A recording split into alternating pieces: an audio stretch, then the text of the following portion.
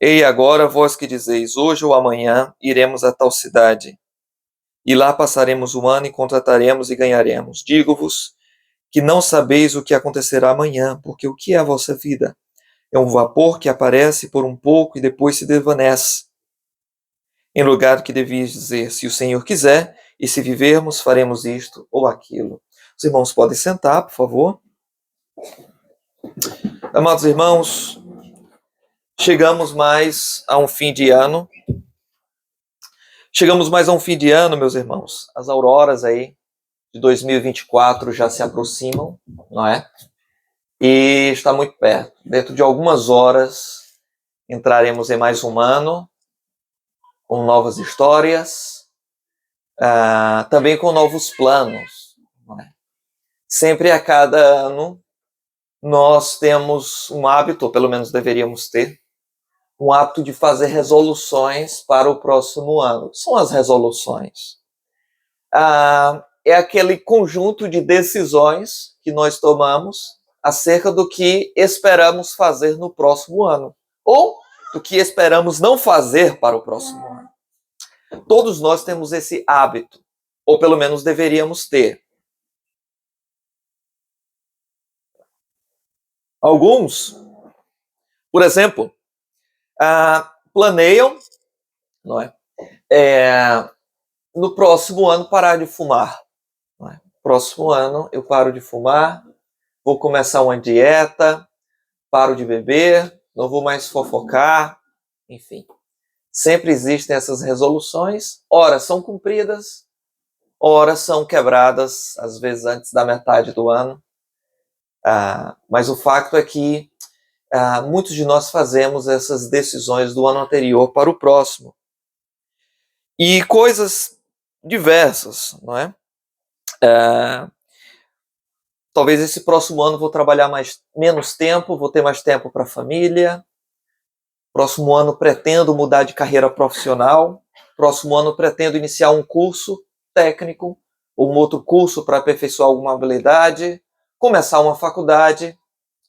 Próximo ano eu pretendo ter uma vida mais organizada, fazer uma mudança profissional, começar novos empreendimentos. No próximo ano eu pretendo fazer muitas coisas, porque eu tenho muitos planos para o próximo ano. Meus irmãos, não há problema nenhum em traçarmos bons planos e fazermos boas resoluções para o próximo ano.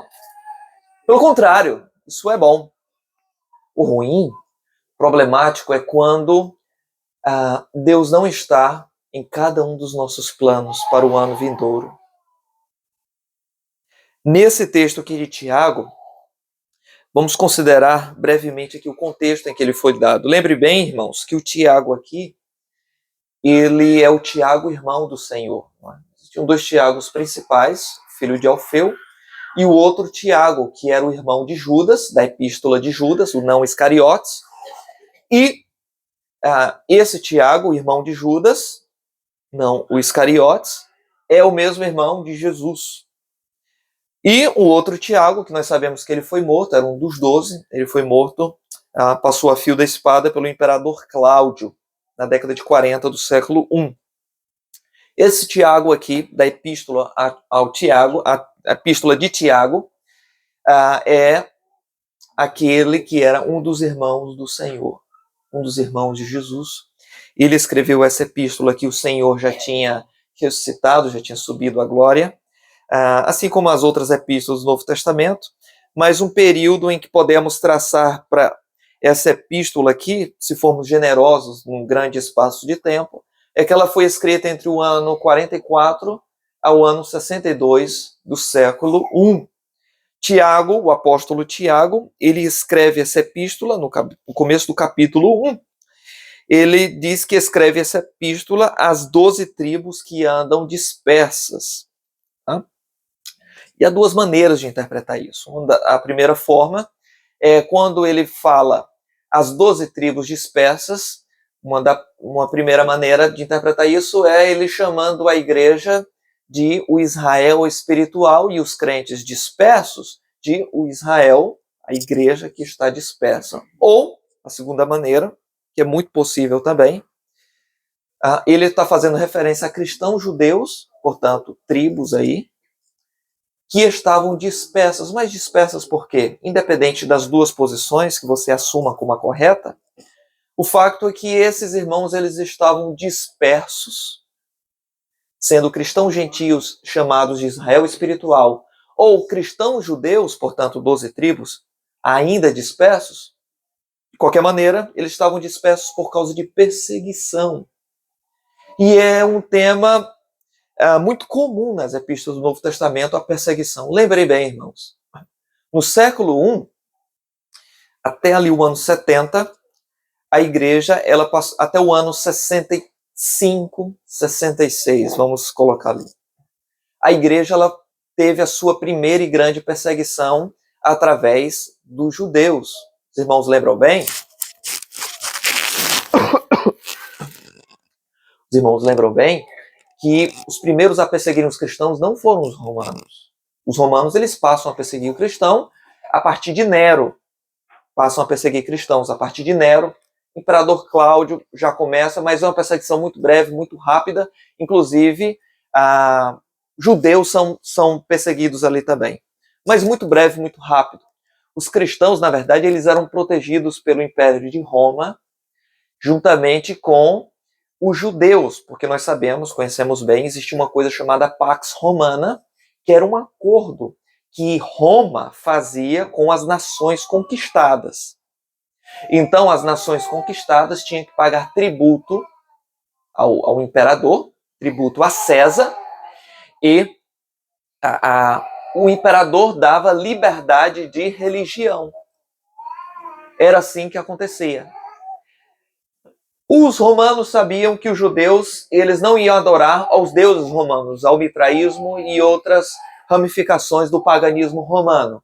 Então, os romanos eles davam liberdade religiosa para os judeus adorarem o seu único Deus, Yahvé. O cristianismo era considerado como uma ala dentro do judaísmo. E porque os romanos não entendiam muito bem essa distinção entre judeus e gentios, para os romanos, o cristão era um judeu diferente. E durante muito tempo na história da igreja, não só no século I, os cristãos eles eram considerados uma seita judaica. Parecido ali com os essênios, não é? Os zelotes, os fariseus, os saduceus, não é? Enfim. E os cristãos. Acontece que depois de um tempo, os romanos eles começaram a observar que os cristãos eram perseguidos pelos próprios judeus. Então não era a mesma coisa. Então o cristianismo e o judaísmo eram coisas distintas. E os romanos, a perceber estas coisas, eles chegaram à conclusão, bom, se é outra religião, então a Pax Romana não os abarca, não os abrange. Vamos persegui-lo. Tá? Mas a primeira perseguição ela acontece não através de Roma, ela acontece através dos judeus. Depois os romanos eles também passam a perseguir os cristãos. O interessante é que há um livro na história da igreja bem conhecido, e esse livro ele é datado do século I. Não é? Inclusive havia uma discussão até se esse livro ele entraria entre os livros inspirados do Novo Testamento. Ele não entrou, nós sabemos, claro, temos apenas 27 livros do Novo Testamento. Mas ele foi disputado. É o livro chamado Martírio de Policarpo. E ele fala acerca deste homem, Policarpo, não é? Ele era um bispo, um pastor da igreja de Esmirna. Lembra quando a gente lê Apocalipse? Carta à igreja de Esmirna?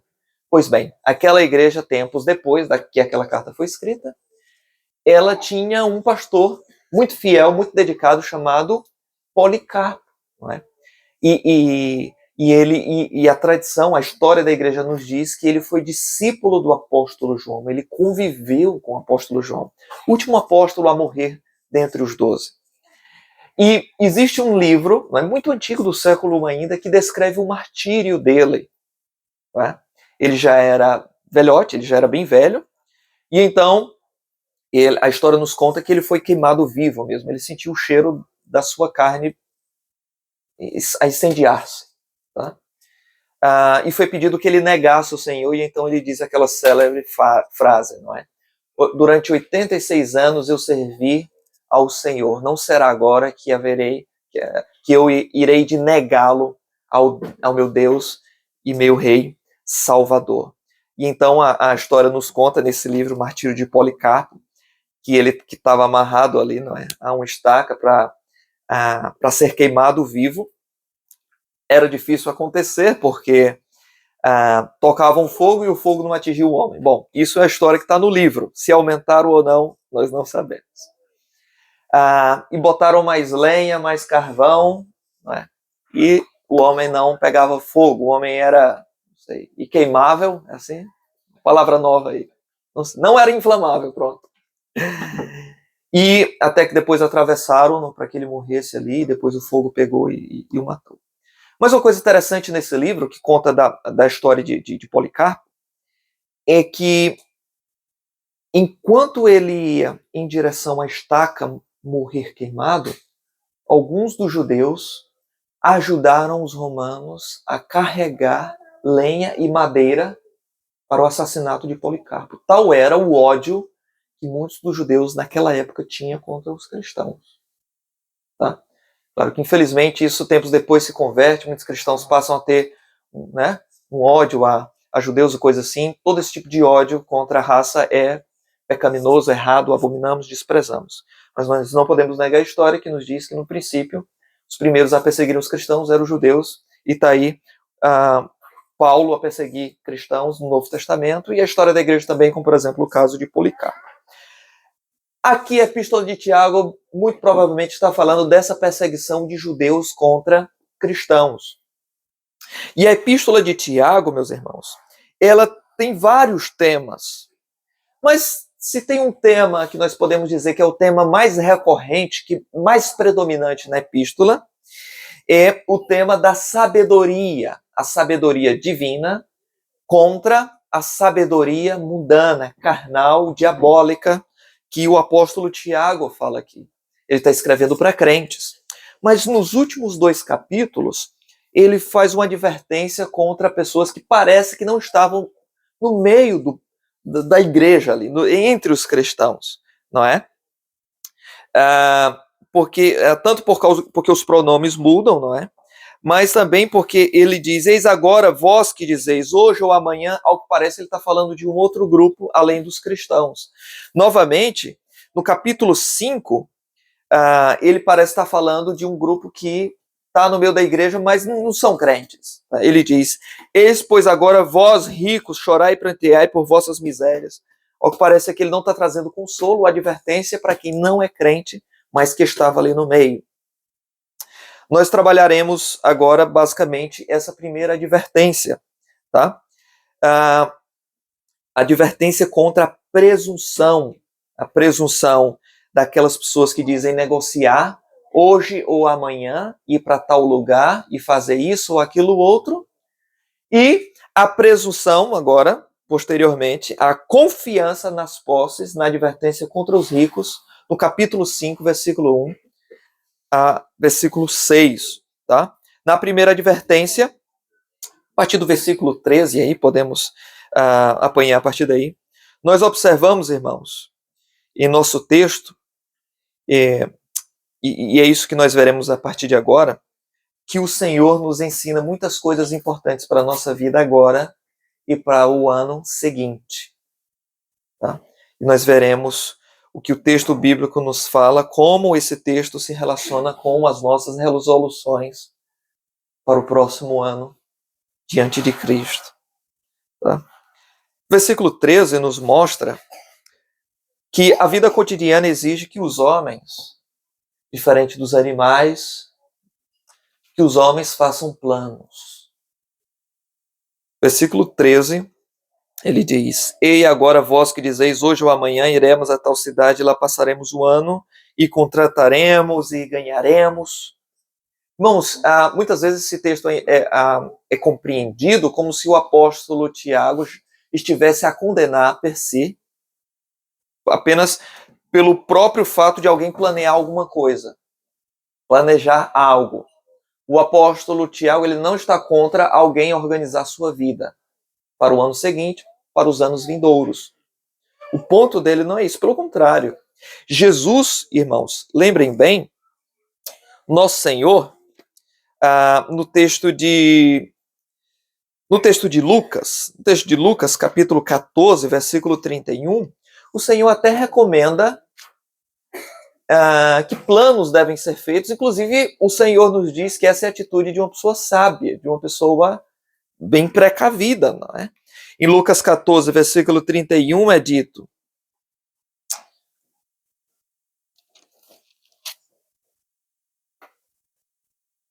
o qual é o rei que, indo à guerra a pelejar contra outro rei, não se assenta primeiro a tomar conselho sobre se com 10.000 pode sair ao encontro do que vem contra ele com 20.000. De outra maneira, estando o outro ainda longe, manda embaixadores e pede condições de paz. O que Jesus está dizendo é que isso, não é? Esse exemplo que ele está dando, e ele nos apresenta que essa é a forma comum pela qual os governos se organizam e as pessoas devem se organizar. Antes de você fazer algo, você faz um plano. E é assim que nós fazemos todos os dias na nossa casa. Ou as irmãs que vão ao supermercado, os homens também, que vão ao supermercado, vão fazer ali a compra da semana, a compra do mês, simplesmente chega lá no supermercado e compra no improviso. Vai esquecer. Geralmente são os homens que esquecem. Não é? Mas também as mulheres, se não anotarem, não fizerem um plano, no papelinho ali, ela vai esquecer. Não é? E então, se você perguntar para ela se ela sabe o que vai comprar, ela vai dizer que sabe o que vai comprar. Por quê? Porque ela planeou antes. E agora, tendo planeado, ela sabe o que vai fazer. Aqui, o apóstolo Tiago ele não está contra pessoas que dizem, contra pessoas que fazem planos, não é? Sobre amanhã, de viajar, tá? De montar negócios, de trabalhar, de organizar sua vida. O apóstolo Tiago ele não está contra isso por si mesmo. Irmãos, a Bíblia nos apresenta que nós podemos fazer isso. Na verdade, nós devemos fazer isso. Sabe? O texto nos apresenta, por exemplo, sobre quando os homens resolverão suas coisas. O apóstolo Tiago diz: "Ei, agora vós que dizeis, hoje ou amanhã devemos planear quando devemos fazer as nossas coisas." Nesse caso aqui, era dito: hoje ou amanhã faremos isto ou aquilo. Devemos planear, por exemplo, sobre para onde queremos ir, desejamos ir, ou no sentido de objetivo de vida, ou de lugar, ou morar. Podemos planear estas coisas. O texto fala: "Ei, agora vós que dizeis hoje ou amanhã, iremos a tal cidade." Você planeia não somente o tempo, você planeia também para onde deseja ir. Mas também você planeia detalhes no meio dessas coisas, não é? Porque é dito: "E lá passaremos um ano, e contrataremos, e ganharemos." Então, você pode planear não somente quando, onde, mas detalhes no meio destas coisas. Não tem problema. Qual o problema? Lembrando aos irmãos. O problema é quando nós fazemos isto sem considerarmos que somos mortais, somos passageiros, efêmeros, e que nossa vida vai durar muito breve. Aí é que está o problema. É não considerarmos Deus nos nossos planos. Tá? E é sobre isso que fala o próximo versículo. O próximo versículo, versículo 14, nos apresenta que os planos do homem devem levar em conta exatamente essa realidade, a brevidade da vida humana. Versículo 14 diz: "Digo-vos que não sabeis o que acontecerá amanhã." Ou seja, o homem é absolutamente ignorante do seu futuro. O homem não sabe. Nós temos certeza de algumas coisas na nossa vida. Quer dizer, nós não temos certeza quase de nada na nossa vida, mas de uma coisa a gente tem certeza, é que a vida é incerta. De uma coisa temos certeza, que nós não podemos garantir um futuro como se isso dependesse de nós. O texto bíblico diz: não sabeis o que acontecerá amanhã. Nenhum de nós aqui sabe, irmão. Nenhum. Só o Senhor que sabe. Mas também nós aprendemos que a vida do homem passa de forma rápida e o fim o apanha de surpresa. Nós somos ignorantes acerca do futuro, mas também a nossa vida, ela passa ligeiramente e quando menos esperamos, já estamos no leito a nos despedir dos nossos. Disso nós sabemos. O texto bíblico diz que a vossa vida, um vapor que aparece por um pouco e depois se desvanece. O vapor, se alguém ligar ali uma chaleira, não é? Ou fazer algum chá, ainda mais nesse tempo de inverno, deixa ali durante um bocadinho de tempo, alguns minutinhos, vai ver o vapor subir, daqui a pouco, quando olhar novamente, já não tem vapor. Acabou o vapor. Foi levado pelo vento. A nossa vida é assim. Em um momento estamos a todo vapor, com intensidade, com um plano, mas no outro momento, nossa vida vai ser levada. Vai escoar pelas nossas mãos e nós não vamos conseguir segurar aquilo que a gente tanto planeou durante tanto tempo, lutou por isso, tomou remédio para preservá-la, pagou cirurgia para preservá-la e um dia essa vida vai escoar pelas nossas mãos. Um vapor levado pelo vento. É importante ter consciência disso quando nós fizermos nossos planos. Você não sabe se vai estar vivo amanhã, no próximo ano, mas de uma coisa você sabe: a sua vida é breve. A sua e a minha vida é passageira. E esse não é o único texto que fala sobre isso. No Antigo Testamento nós conhecemos bem o livro de Jó, um livro muito querido por todos os cristãos. No capítulo 7, Jó, ele diz da seguinte maneira no versículo 7, na parte A do versículo 7. Lembra-te de que a minha vida é como um vento. E no Salmo 39, versículo 5, nós observamos estas mesmas realidades, claro, com outras palavras, mas o salmista diz da seguinte maneira: eis que fizeste os meus dias como a palmos. O tempo da minha vida é como nada diante de ti. Na verdade, todo homem, por mais firme que esteja, é totalmente vaidade. Por vaidade aqui, entenda, vão, que vai rapidamente, sem peso, levado. Então, é assim a nossa vida. E é importante você fazer planos considerando essa realidade. Você não sabe se haverá um amanhã para você. Mas de uma coisa você sabe, é que a sua vida é breve. Isso você sabe.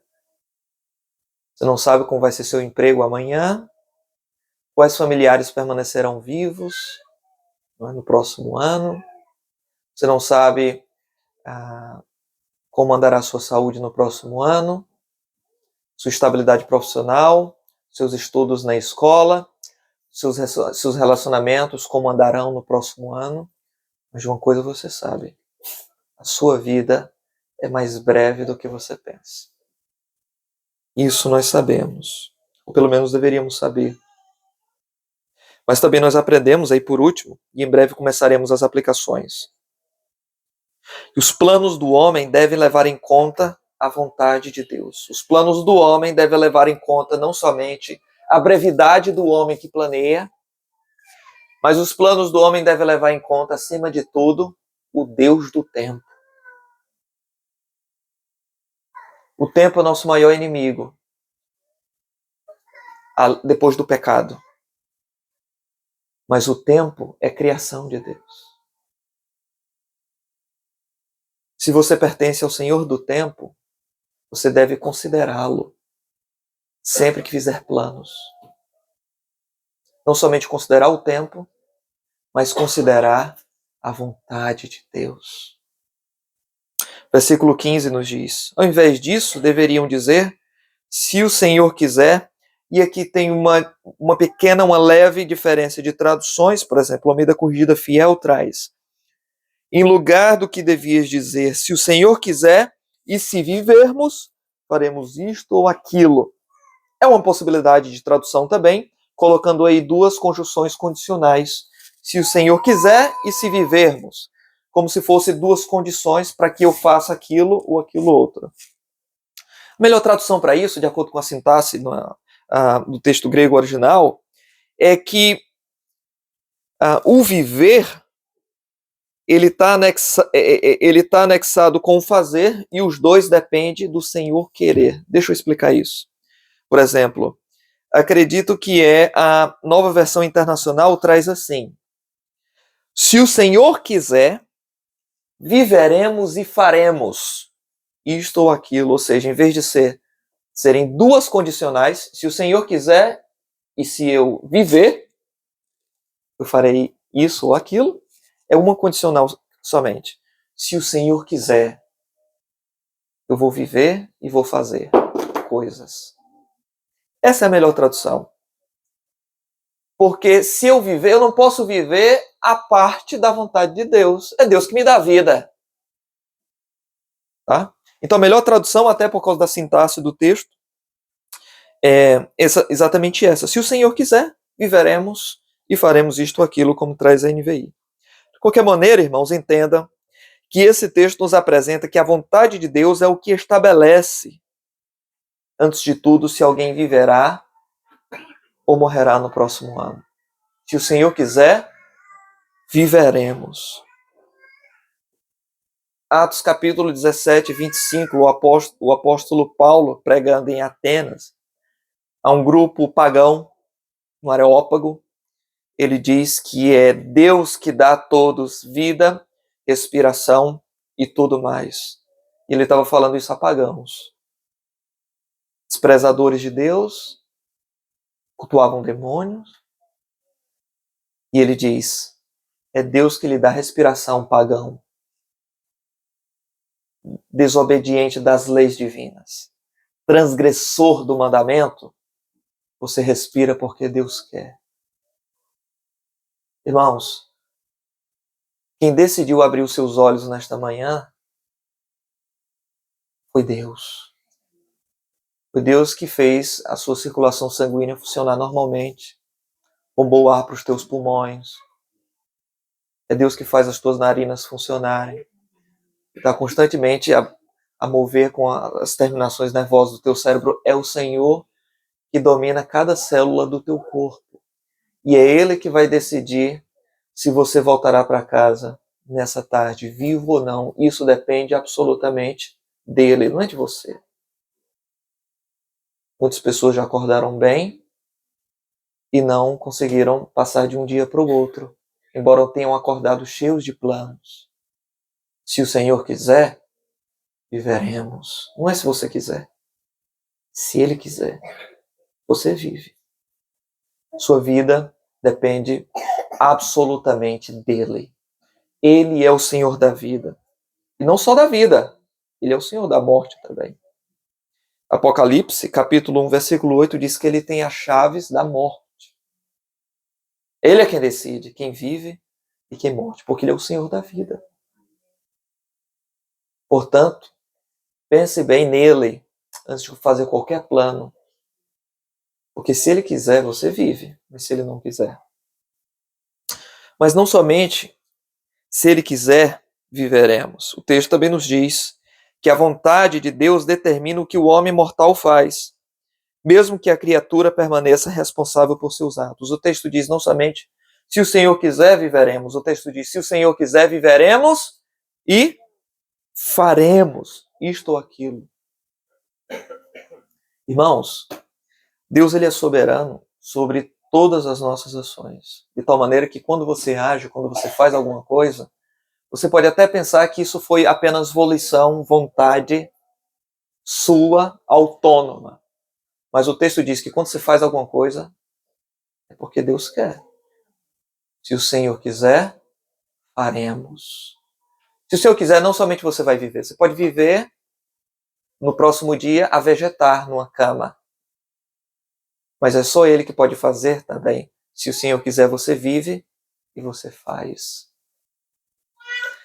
Faremos isto ou aquilo. Até mesmo aqueles atos, irmãos, que nós não compreendemos. Qual foi o ato mais maligno, mais odioso? Qual foi o maior pecado praticado no mundo, irmãos? Pararam para pensar nisso? O maior pecado praticado no mundo foi terem matado o autor da vida. Não existe pecado maior do que aquele, irmãos. Atos capítulo 4, versículo 25, nos fala sobre isso. Algumas pessoas estavam envolvidas naquilo, nós sabemos bem, não é? Os judeus que diziam crucificam, Herodes, não é? Pilatos, que lavou as mãos para se eximir de responsabilidade. Os romanos, os gentios. Atos capítulo 4 fala dessas pessoas ali. No versículo 25, inclusive, diz que isso era uma profecia. Isso era uma profecia do Antigo Testamento que estava se cumprindo ali. E foi dito pela boca de Davi, nos Salmos, não é? Porque bramaram os gentios e os povos pensaram coisas vãs. Aqui ele está citando o Salmo 2, dizendo que ali estava falando sobre Cristo. Levantaram-se os reis da terra e os príncipes se ajuntaram contra o Senhor e contra o seu ungido. Então o Salmo 2 está falando de judeus e gentios unidos para assassinar Jesus. E o versículo 27 diz, porque verdadeiramente contra o teu santo filho Jesus, teu santo filho Jesus que tu ungiste, se ajuntaram não só Herodes, mas Pôncio Pilatos com os gentios e povos de Israel. Então, quem era que estava envolvido no assassinato de Jesus? Herodes, Pôncio Pilatos, os gentios, portanto, os romanos, e os judeus, o povo de Israel. Irmãos, todos eram responsáveis pelo que fizeram, pois não? Sim, todos.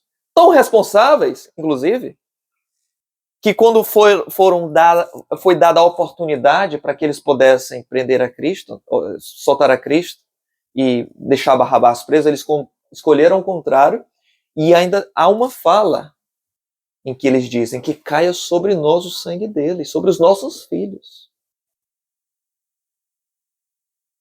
E ainda tem Pilatos, que estava muito consciente de sua atitude deliberada, que ele próprio escolheu, ninguém forçou Pilatos aquilo, e ele era tão responsável pelo que fez que ele sentia dor na consciência e por isso quis lavar as mãos.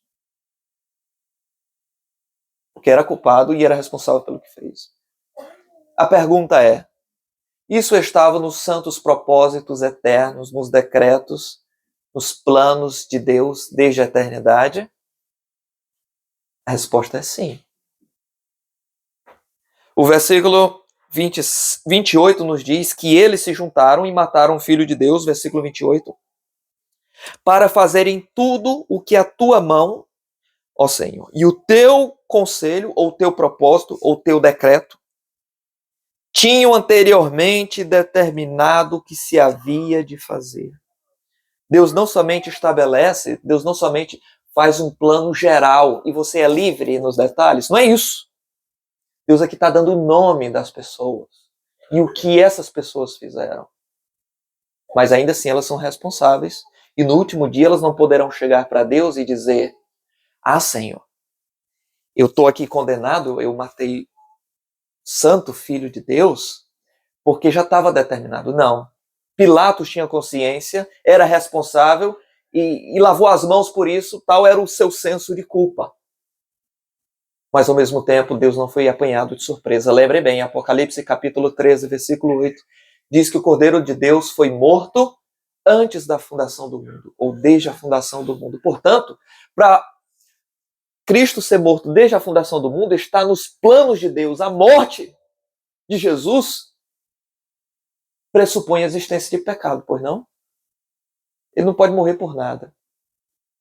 Mesmo aqueles atos que nós não percebemos, malignos, perversos, eles já estavam nos planos de Deus, de tal maneira que Deus não é o autor pelo pecado do homem, mas Deus continua sendo responsável por cada coisa que acontece no mundo. Entre anjos e demônios, nada foge dos planos do governo santo, sábio, milimétrico e totalmente sapientíssimo do Senhor. Nada foge. Senão, se um determinado plano, ainda que seja um detalhe, fica a nossa sorte, fica a nossa escolha, e Deus determina as outras coisas, então tudo pode seguir por água abaixo. Lembra daquela história do homem que perdeu a corrida porque o carro dele, o pneu não conseguiu rodar mais além do necessário, né? Saltou e ele perdeu. Por que aquilo dele saltou? Porque o parafuso não estava bem. Por que o parafuso não estava bem? Porque não estava bem cortado na metalurgia. Por que não estava bem cortado? Porque o homem que cortou, ele estava com problemas emocionais. Por quê? Porque o seu filho morreu. Por quê? Um detalhe está ligado com todos os outros detalhes. Se uma coisa foge dos planos do Senhor, então nada está nos planos dele, e o mundo é um comboio desgovernado, e salve-se quem puder. E não há razão para nós orarmos a um Senhor que não pode intervir na história. Mas, se o Senhor quiser, viveremos e faremos isto ou aquilo. A vontade de Deus frustra e ao mesmo tempo frustra os nossos planos e ao mesmo tempo se sobrepõe aos nossos planos. Lembre do que o autor de Provérbios diz: o coração do homem pode fazer planos. E é bom que faça planos, mas não deve fazer planos sem considerar Deus. Porque ele diz: o coração do homem pode fazer planos, mas a resposta certa vem dos lábios do Senhor. Deus é que diz se aqueles planos vão se concretizar ou não. Os governos humanos estão sob a vontade do governo soberano de Deus. Pense no rei, no governador, no príncipe, no presidente, no primeiro-ministro. Qualquer que seja a posição de autoridade, deputado, senador, o chefe máximo de uma nação, com grande autoridade e tirano. Consegue imaginar que percebe-se a si mesmo como Deus? Alguns lugares por aí, não é?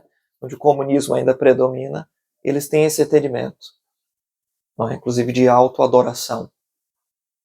Mas qualquer governo ímpio, ainda assim, ele está nas mãos do Senhor. Sério, pastor, mas é um homem ímpio, sim. Lembre de Nabucodonosor. Ele reconheceu isso depois de 7 anos como um animal, com chuva do orvalho e pastando no meio do mato, como um bicho, crescendo unhas. E depois de 7 anos, ele ergue os olhos aos céus e ele louva a Deus em Daniel capítulo 4, versículo 35. O Senhor, segundo o seu poder, move segundo deseja.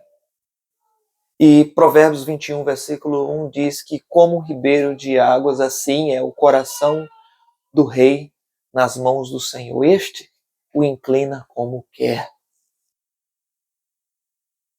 Nada foge das mãos de Deus, até mesmo aquelas decisões que nós não entendemos. Nós não entendemos agora, vamos entender depois. Talvez não depois aqui, depois na eternidade, vamos entender e tudo vai fazer sentido. Nada foge das mãos do Senhor. Sendo assim, meus irmãos, tendo explicado o texto e a doutrina maravilhosa envolvida nesse texto, que é a doutrina dos decretos de Deus e da providência de Deus. O que é a providência de Deus? É a forma pela qual Deus, de forma muito santa, sábia e justa, ele sustenta a sua criação. Deus não somente cria e deixa o mundo funcionar por si mesmo, como diziam os antigos deístas, não é? O mundo era um relógio e Deus dava corda e criou leis naturais para que o mundo funcionasse por si mesmo. O que adianta um Deus desse? Não é? Deus não é assim. Ele cria e ele sustenta a criação. E esse sustentar a criação e fazer as coisas funcionarem, ele que dá chuva sobre bons e maus, como Jesus disse. Não é?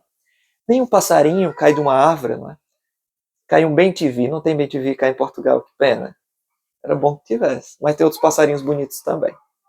Mas se cair um bem-te-vi no chão, está atalado no chão, com as perninhas para cima, dura, morto. Isso aconteceu, Jesus diz, porque foi da vontade de Deus. Nenhum pássaro cai de uma árvore, nenhuma folha cai de uma árvore, nenhum pássaro morre, que não seja da vontade de Deus. A sua tradução quer até suavizar isso. Algumas traduções trazem assim, ó, se não for da permissão de Deus, mas a palavra ali no texto original é vontade. Até porque Deus vai permitir a quem fazer isto. Então, é melhor a gente dar o nome àquilo que deve ser. Nenhuma folha cai da árvore se não for da vontade de Deus. Então, isto é a doutrina da providência. Algumas aplicações e terminaremos, meus irmãos.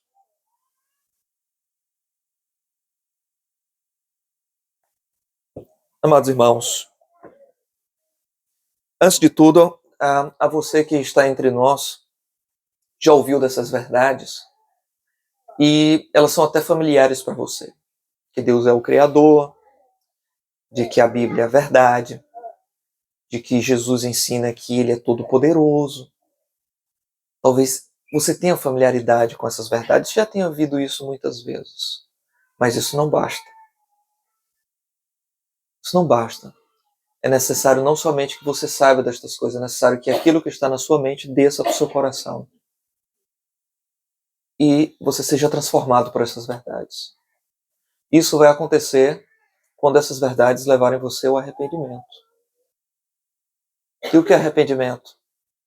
É você reconhecer que é um pecador, uma pecadora, precisa de Cristo, que não é bom, que não é boa aos seus olhos como você pensa. E você precisa confessar seu pecado a Cristo. Você precisa se arrepender dos seus pecados e crer no que o Filho de Deus fez na cruz por pecadores como você. Nós somos pecadores também. Mas que bom seria se você fosse um pecador salvo também. O Senhor te convida hoje a crer no Evangelho. Que Cristo morreu por pecadores como você. E que assim você possa abandonar a tua vida de pecado, confessar a Cristo e sair daqui dessa manhã com uma alma salva. Até porque, lembre bem do que ouviste aqui. Você não pode garantir o que vai acontecer no próximo ano. A vida é incerta. A vida é breve. A vida é passageira, é efêmera. Sabe de onde vem essa expressão efêmera? A junção de duas palavrinhas gregas. Ephemera. Basicamente é que dura apenas um dia. Considere então, com base naquilo que você ouviu, para tomar a tua decisão por Cristo. Sendo que essa não somente é uma decisão inteligente, mas uma decisão por amor à tua própria alma. Ninguém pode decidir isso por você. Arrepender-se e crer em Cristo. Lembre que esse texto nos ensina da grande possibilidade de que talvez neste ano você vá morrer. E eu quero considerar com você aqui por que isso pode acontecer. Algumas razões. Este ano você poderá morrer, porque primeiramente você poderá morrer em algum tempo. E este tempo poderá chegar a qualquer momento. E por que não pode ser neste ano?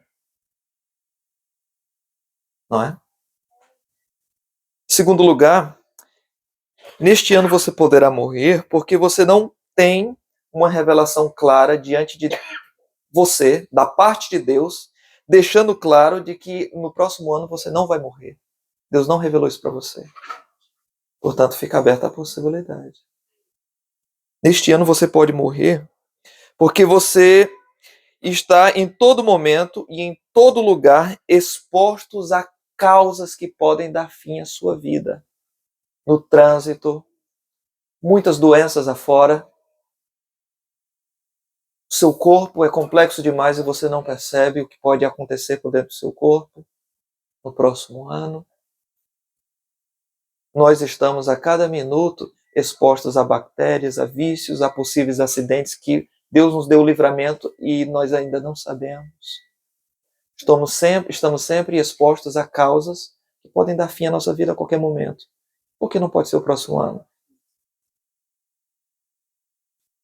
Este próximo ano você poderá morrer porque a vida é a coisa mais incerta no mundo e você não tem segurança de um único momento além do que esse presente que você vive.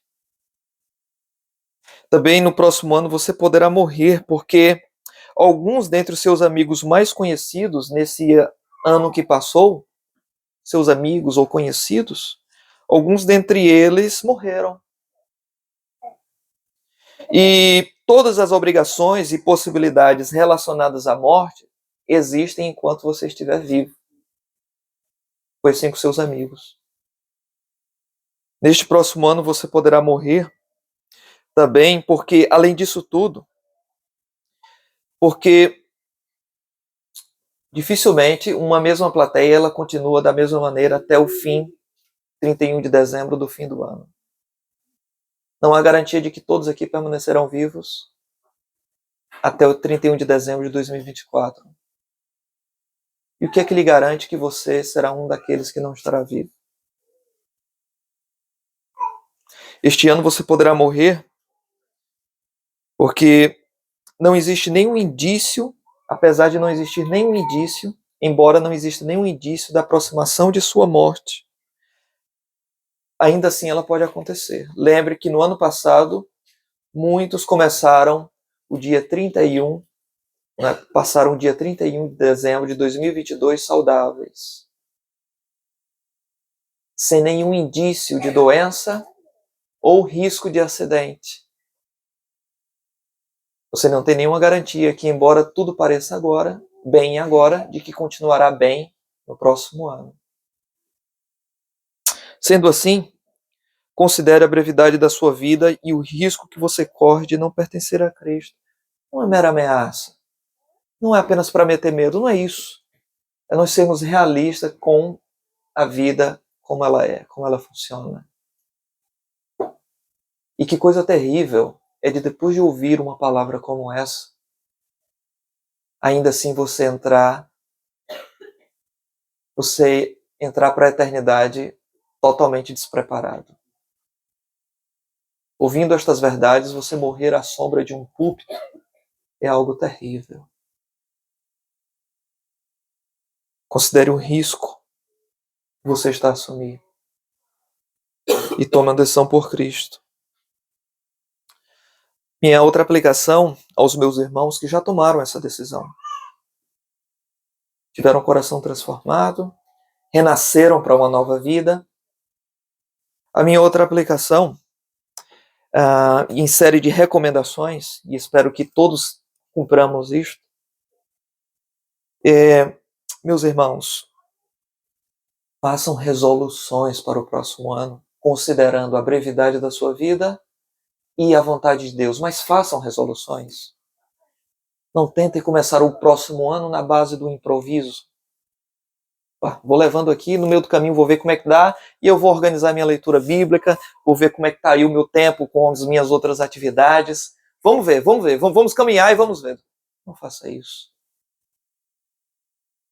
Animais, eles agem por instinto. Seres humanos que pensam, eles se organizam. E cristãos deveriam ser muito mais sábios nisto.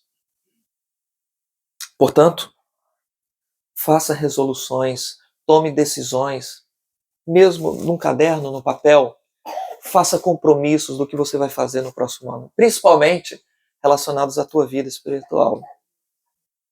Principalmente. Faça resoluções relacionadas ao seu lar, aos pais, ao pai e à mãe que está aqui conosco. Determine em seu coração, decida em seu coração e tome por escrito com a sua família de manter a piedade no seu lar.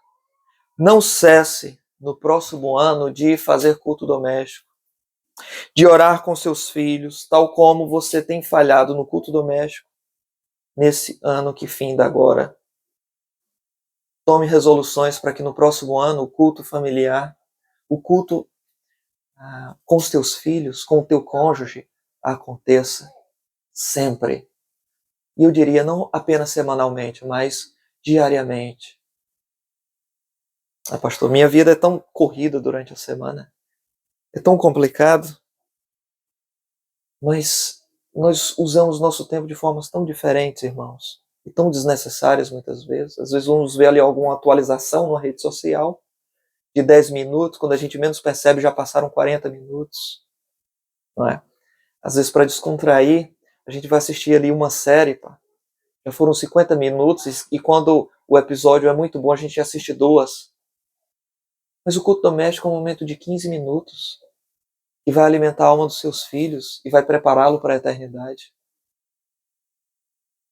Netflix vai passar, Prime, todas essas coisas, esses streams aí. A alma do teu filho vai continuar. Homem, pastoreie o coração da sua mulher, da sua esposa. Você deve, como homem, não somente nutri-la no corpo. Você deve nutrir espiritualmente a sua esposa também. Você deve sustentá-la espiritualmente. E mãe, não somente alimente o seu filho, não somente cuide dos corpos dos seus filhos, cuide da alma deles. Porque a alma do teu filho está tão faminta, passou tanto tempo faminta durante 2023. Pouco tempo orando com teus filhos, lendo a Bíblia junto deles, agonizando diante de Deus em oração para que Deus salve a alma dos seus filhos. As tuas armas, a tua guerra não vai funcionar na base do grito, da ira, da força do braço. Deus usa as orações de mães piedosas para transformar corações endurecidos de filhos. Essa é a tua guerra. Essa é a tua luta. Os corpos dos nossos filhos nos deixarão mais cedo do que vamos pensar. Ou um dia vamos antes deles. Mas as almas deles durarão para sempre. A mãe que deu à luz a um filho sentiu dor bastante, não é? Nenhum homem sabe o que é isso. O mais próximo que um homem sente disso é uma dor de cabeça, né? Nenhum homem sabe o que é a dor de um parto. Muito mais doloroso é uma mãe crente descobrir que seu filho está no inferno. Não há dor do parto que se compare a essa dor maior.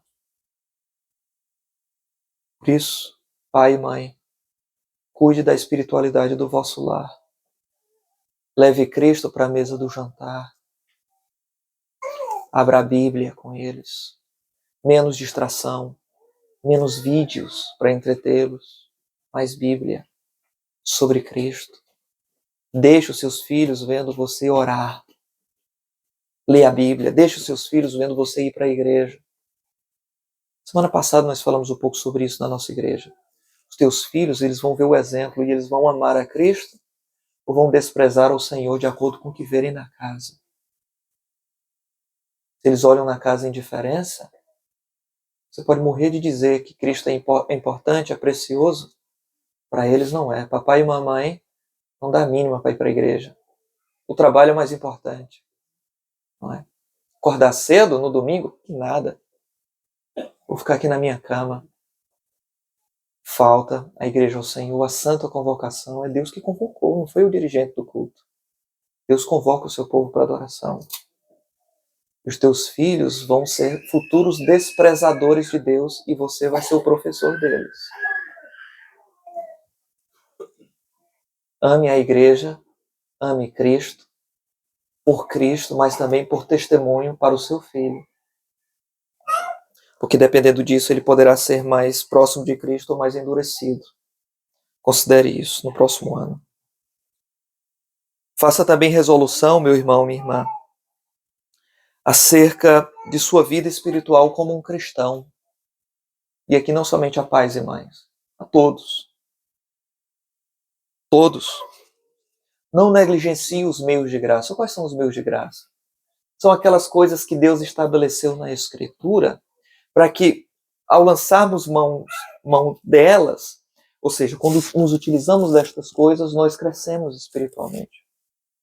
Quando o apóstolo diz, antes crescei na graça e no conhecimento, como é que os irmãos acham que isso vai acontecer?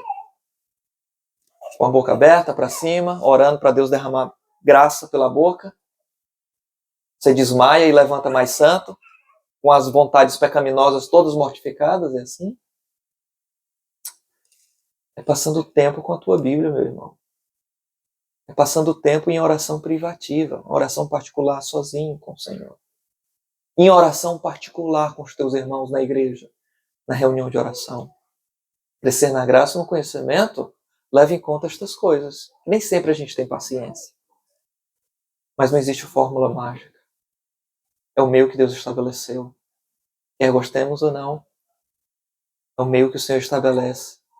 No começo, faça por dever. Que você é um servo e Ele é o teu Senhor. Depois, o Senhor vai te levar ao prazer. Mas não deixe nunca de fazer. Portanto, no próximo ano, leia toda a tua Bíblia, diariamente. Deus escreveu uma carta de amor para você. Já viu um namorado, não encontro uma expressão melhor do que essa, que está tão ruim, tão desgastada. Mas duas pessoas que se amam, e um escreve a carta para a outra. Não é? A carta tem 2 páginas. Hoje ninguém mais faz isso, faz por WhatsApp, né? Ou por áudio. Mas antigamente era assim. Mas carta ainda é muito romântica, a carta de papel ainda é. Mas da minha época, a época dos messages e essas outras coisas aí pré-históricas, MSN, né? Essa época antiga aí, nós escrevíamos cartas, muitas cartas, né? E os que vêm antes de mim, mais ainda, né? Quando eu recebi uma carta da minha noiva, eu não li assim, olha, mas a carta dela é muito grande, vamos mulher para escrever. Eu vou fazer assim, eu vou ler um parágrafo hoje, aí amanhã eu leio o segundo parágrafo. Até o fim da semana eu vou conseguir ler essa carta aqui, porque é grande demais. Não é assim. E quando eu escrevi uma carta para ela, das poucas que eu escrevi, ela escrevia mais que eu. Ela lia toda. Deus escreveu uma carta de amor para você. Você já tem tantos anos de cristão, por que você nunca leu a carta? A Bíblia é a carta de amor para você. Você nunca leu a carta do teu Senhor.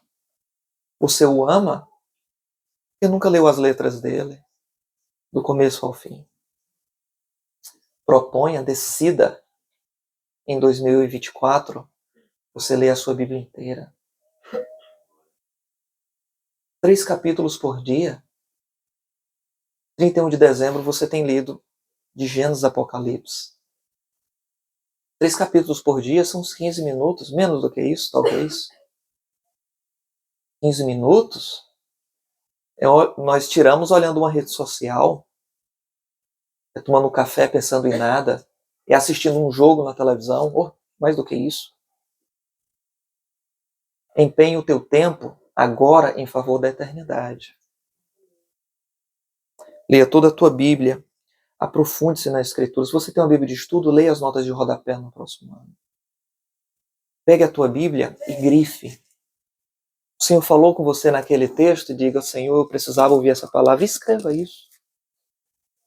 Em 2025, quando você ler a Bíblia novamente, você for para aquele texto, você vai lembrar a situação que estava no seu coração quando você leu aquilo e marcou aquilo no ano anterior. Aprofunde-se. Grife a tua Bíblia. Converse sobre a Bíblia. Depois que termina o culto, irmãos, dia do Senhor, nós temos tantas coisas para falar. Ouvimos a pregação, vamos já participar da ceia do Senhor aqui. Cantamos louvores, verdades maravilhosas. Aí termina o culto, temos tantas coisas abençoadoras, edificantes, que aqueçam o nosso coração. Para conversar, aí nós vamos falar sobre o Porto, Benfica e o Sporting. Sobre o Flamengo, o Palmeiras, o Brasileirão, o Mundial, a UEFA. Irmãos, parece que o Senhor não falou conosco aqui. Não somente leia e grife a tua Bíblia, converse sobre ela.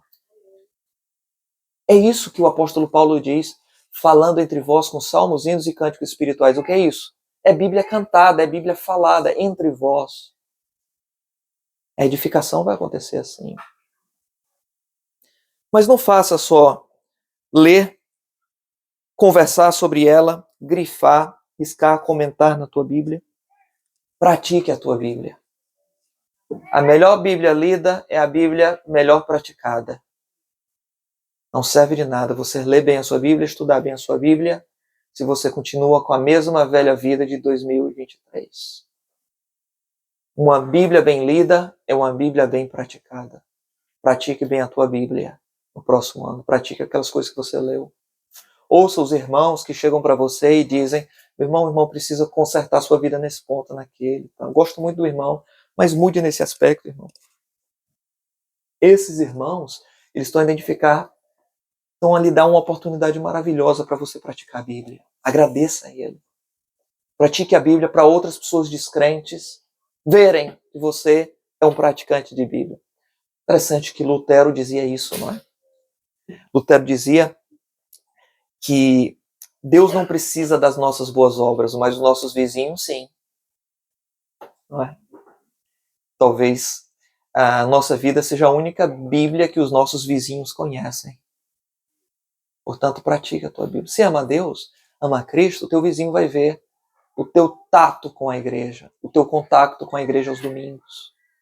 Aí ele vai ver se você ama mais o emprego ou as coisas do Senhor.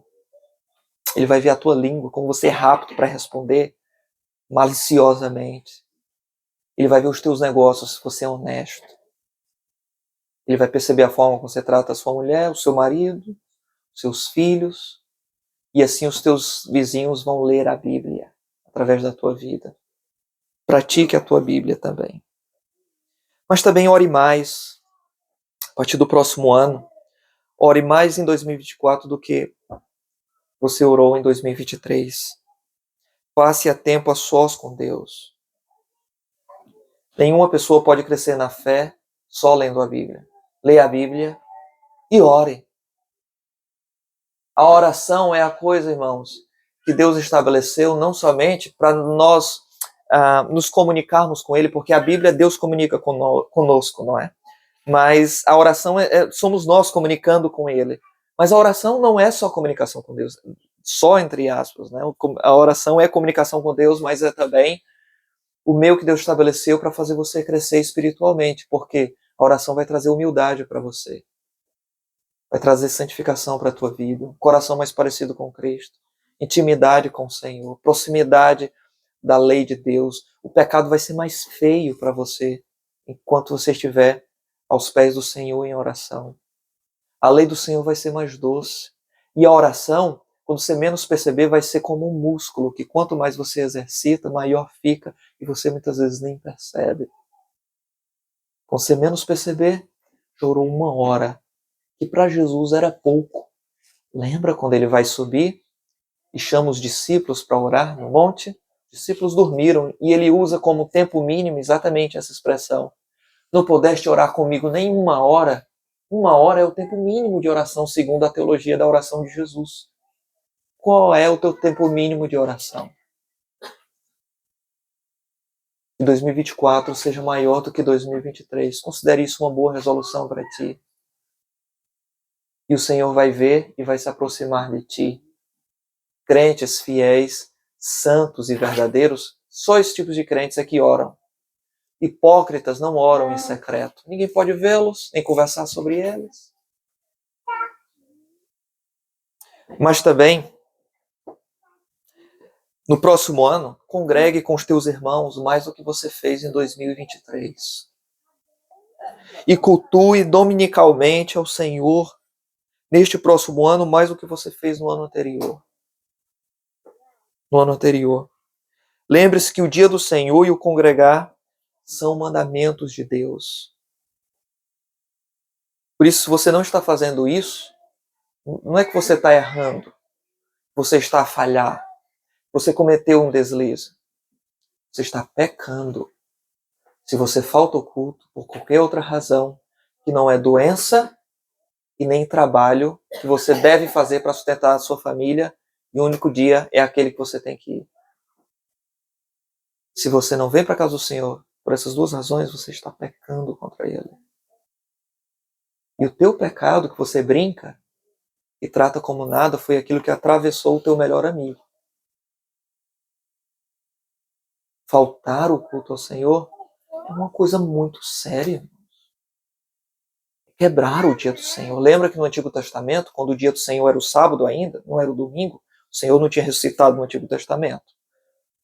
No Antigo Testamento, quebrar o dia de guarda era motivo de pena de morte. Nós pensamos que, porque a pena de morte não está sendo aplicada por determinados pecados hoje, de que aos olhos do Senhor está tudo bem. Não necessariamente. Tem almas na igreja que já morreram faz tempo e nem percebem isso. Lembra de Sansão? Era usado por Deus, poderoso nas batalhas, invocava o Senhor. Quando o Senhor foi-se embora, ele nem se percebeu disso, para sua própria miséria e desgraça.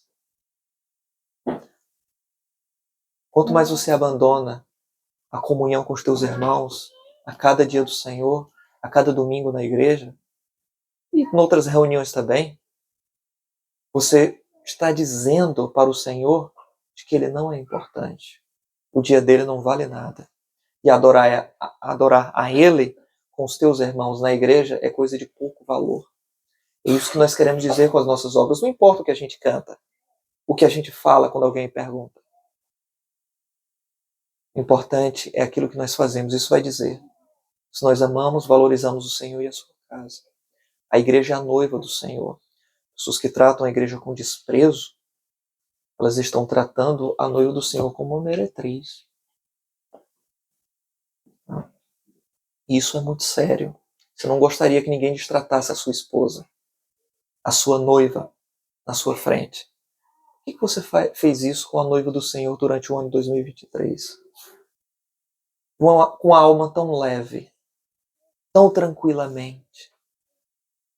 Tome como resolução da sua vida, meu irmão, minha irmã, 2024 seja diferente. Tá?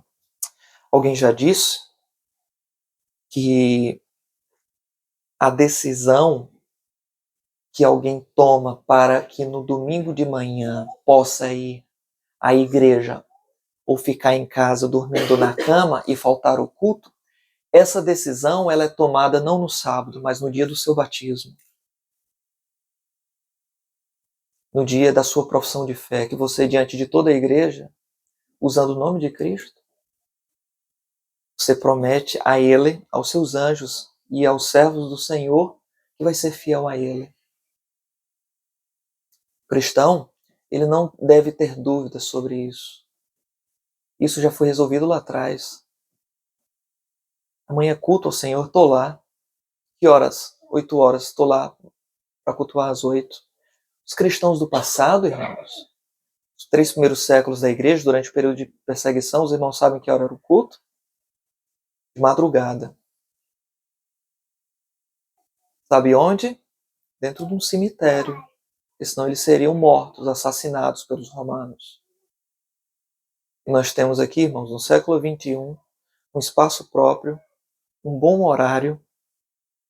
Se não tem carro, tem transporte público. Se não tem carro nem transporte público, tem Uber, tem Bolt, tem tudo quanto é coisa. Tem boleias. Irmãos, e nós somos tão frios muitas vezes. Conversava com o irmão mais cedo, não é? Sobre isso. Muito cedo. Mas se você soubesse que em determinado lugar, a 60 quilômetros, uma pessoa ia pagar 2.000 euros, você estava lá de madrugada. O Senhor está vendo que você tem mais esmero para ganhar dinheiro durante a semana, acordando cedo, está lá no horário, do que para com as coisas santas a Ele. Aquele que é mais importante do que o teu patrão ímpio e pecador do trabalho. O Senhor vê essas coisas. Decida em 2023, em 2024, como uma resolução. isso ser diferente. Tá bem, meus irmãos? Decidamos isso. E por fim, que eu trouxe muitas aplicações, mas são pequenas. Esforce para fazer das tentações que você passou no ano passado um tipo de ajuda e aprenda das tentações que você venceu e das que caiu para que você não possa cair novamente no próximo ano.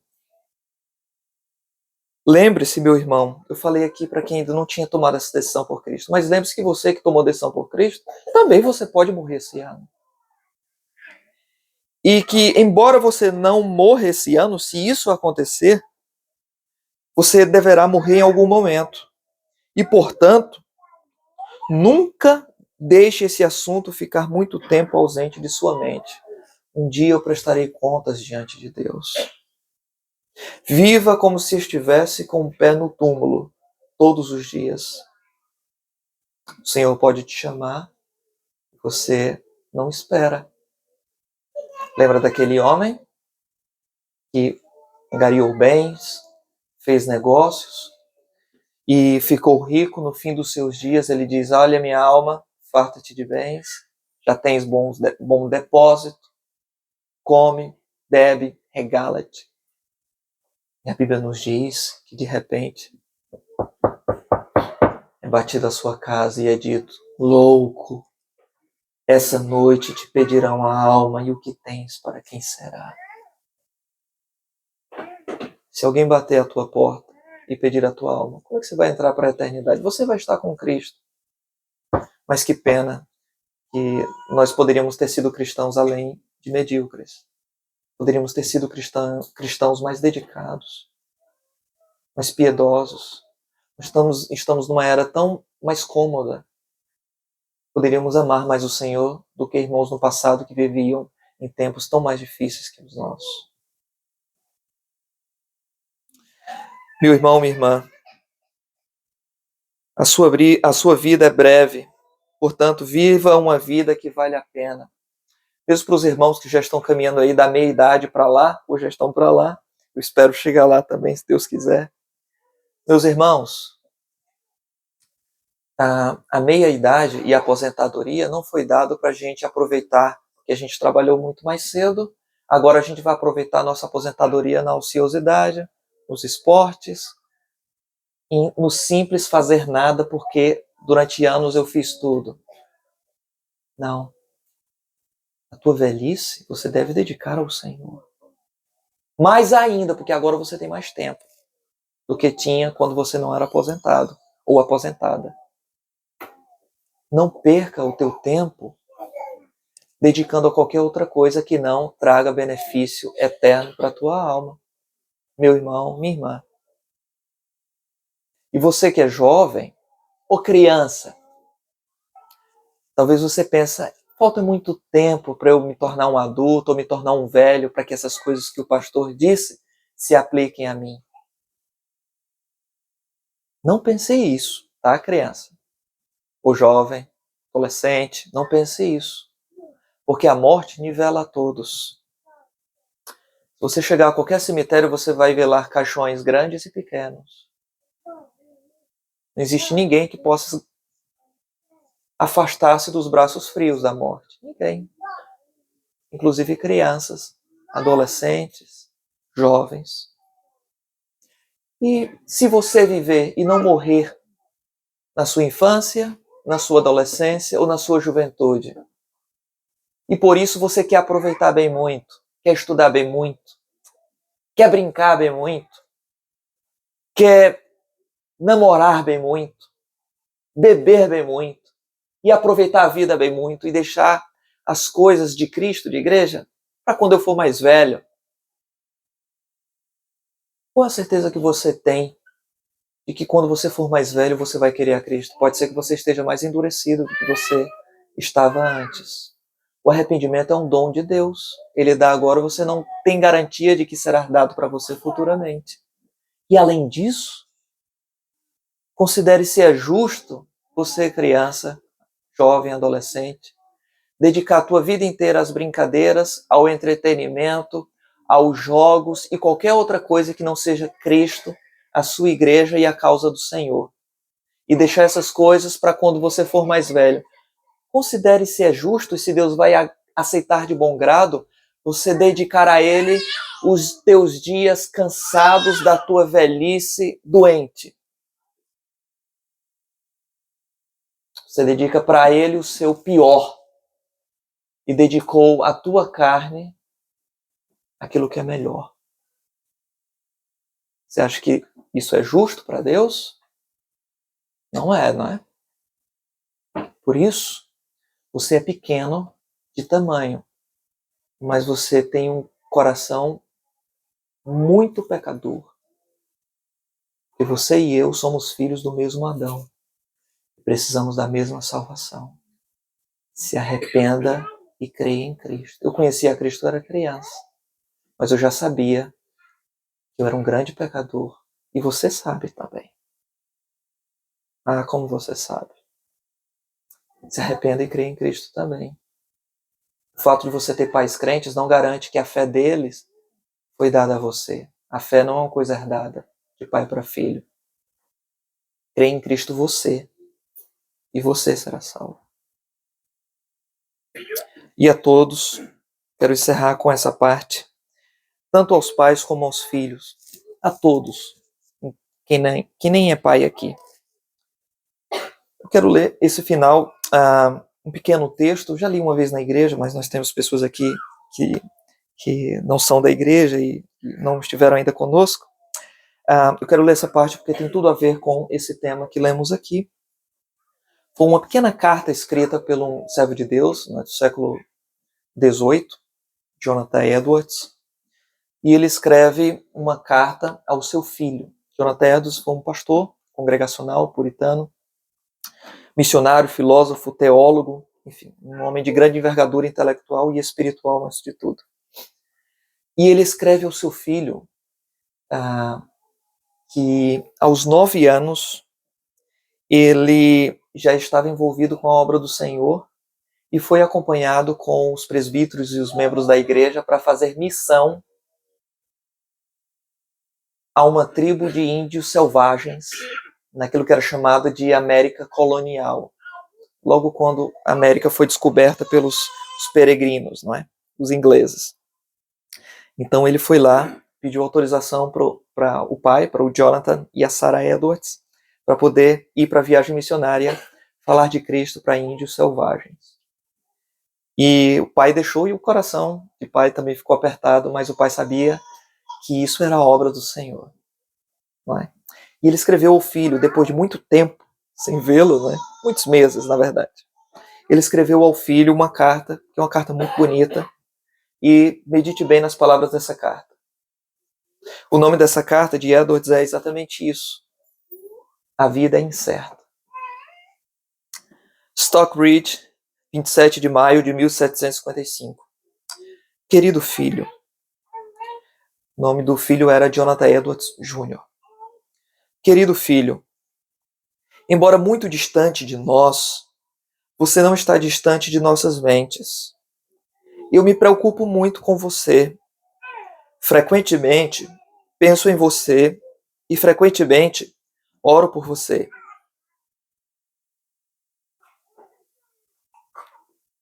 Embora você esteja muito longe de nós e de todos os seus familiares, contudo é conforto para nós que o Deus que está aqui também está aí na tribo de Onohoquaha.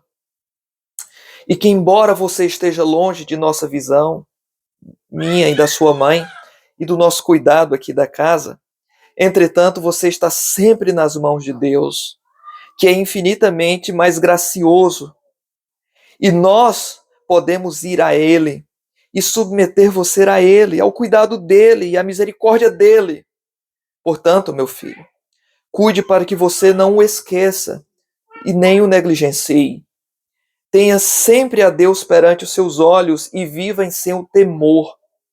E o busque a cada dia com todo cuidado e toda diligência. Porque Ele, e somente Ele, é que pode fazer você feliz ou miserável, conforme lhe agrade. E a sua vida, e a sua saúde, e a sua salvação eterna, na sua alma, E tudo nesta vida e na vida do porvir depende tão somente da vontade e desejo dele. Olha, na última semana que passou, na quinta-feira, David morreu. Aquele que você conhecia, seu amigo com quem sempre brincava e que vivia sempre em nossa casa? Pois é, a alma dele agora entrou para o mundo eterno. Se ele estava preparado para a morte, bem, não sabemos. Mas este é um aviso audível de Deus para que você se prepare também para a morte, meu filho. Você vê que ele, sendo jovem, morreu, tal qual aqueles que são velhos. David, além disso, não era muito mais velho do que você, que tem apenas 9 anos. Lembre-se do que Cristo disse, que você deve nascer de novo, ou então você nunca verá o reino de Deus. Nunca dê descanso à sua alma enquanto não tiver boa evidência de que você é convertido e tornou-se uma nova criatura. Nós esperamos que Deus preserve a sua vida e saúde e que você retorne a Stockbridge novamente a salvo. Mas sempre se lembre de que esta vida é incerta. Você não sabe se irá morrer em breve. Portanto, há a necessidade de estar sempre pronto. Nós temos há pouco ouvido que seus irmãos e irmãs em Northampton e em Newark estão bem. Olha, o teu idoso avô e a avó, quando eu ainda estava em Windsor, mandaram dizer que te amam. E nós aqui também, meu filho, te amamos muito. De seu eterno e afetuoso pai, Jonathan Edwards. Vamos orar.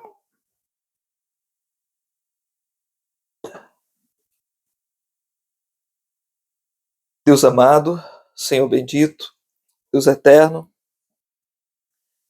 nós agradecemos ao Senhor por essa palavra, porque nós sabemos que cabe ao teu poder, ó Senhor, o que acontecerá conosco no próximo ano. Nós não sabemos como será, mas sabemos que o Senhor está lá. E isso nos basta, Senhor. Possamos, ó Senhor, próximo ano viver mais próximo de Ti, mais santificadamente, mais dedicado às Tuas coisas, ó Deus. Próximo ano, Senhor, aqueles que ainda não conhecem a Cristo, próximo ano possam começar não somente um ano novo, mas também com uma alma nova, transformada por Cristo. Ó Deus, que essa palavra, Senhor, ela não fique somente nos nossos ouvidos e na nossa mente, mas que ela crie raízes na nossa alma, Senhor. Ó Deus, faz isso, Senhor. No nome de Jesus oramos. Amém. Amados